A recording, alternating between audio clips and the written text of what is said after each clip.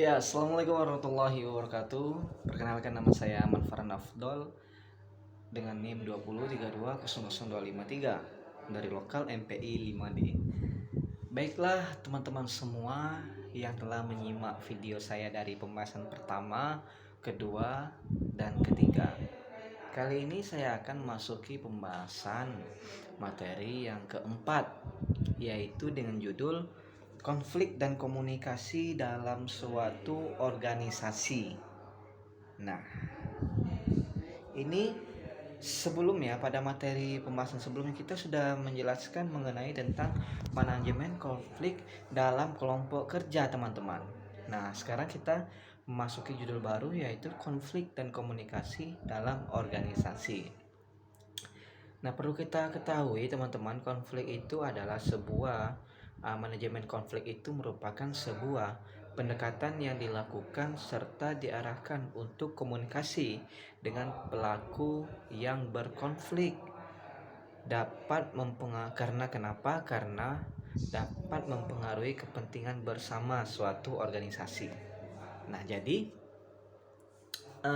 konflik dan komunikasi dalam suatu organisasi itu, ketika timbul problem dalam suatu organisasi, maka perlunya komunikasi.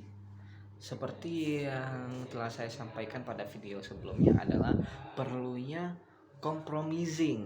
Compromising ini artinya kita berkompromi. Kompromi itu muncul karena adanya komunikasi.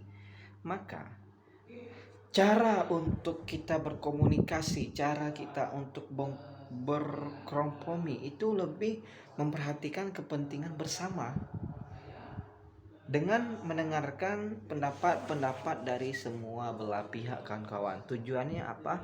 Untuk memutuskan jalan keluar dari sebuah problem, dari sebuah permasalahan yang dihadapi oleh suatu lembaga ini.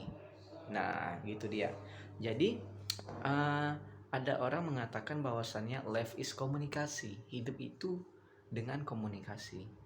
Maka sini timbul pertanyaan, bagaimana komunikasi itu bisa timbul dalam suatu organisasi? Maka komunikasi itu timbul karena kebiasaan yang dilakukan oleh pegawai bawahannya ketika mendapatkan suatu masalah, ketika mendapatkan suatu problem, dia terus menerapkan yang namanya compromising. Compromising yang tadi adalah dia berusaha untuk mendengarkan semua pendapat, semua ulasan dari berbagai macam pihak yang berkonflik.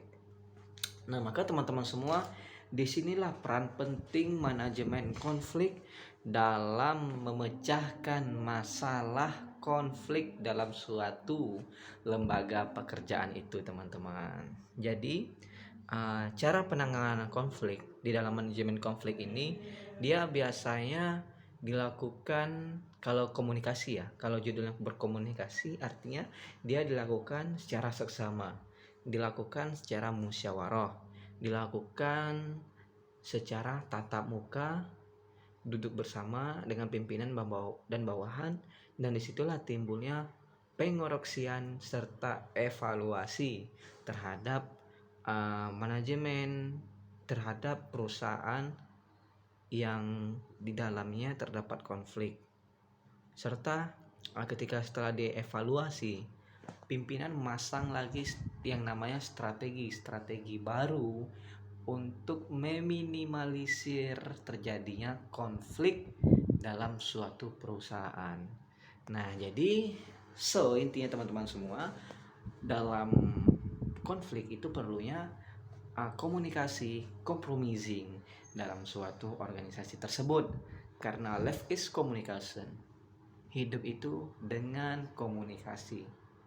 Dan juga ada orang mengatakan bahwasannya ilmu itu hidup dia dengan diskusi. Maka dari konflik inilah kita berdiskusi untuk mencari jalan keluar terhadap suatu permasalahan.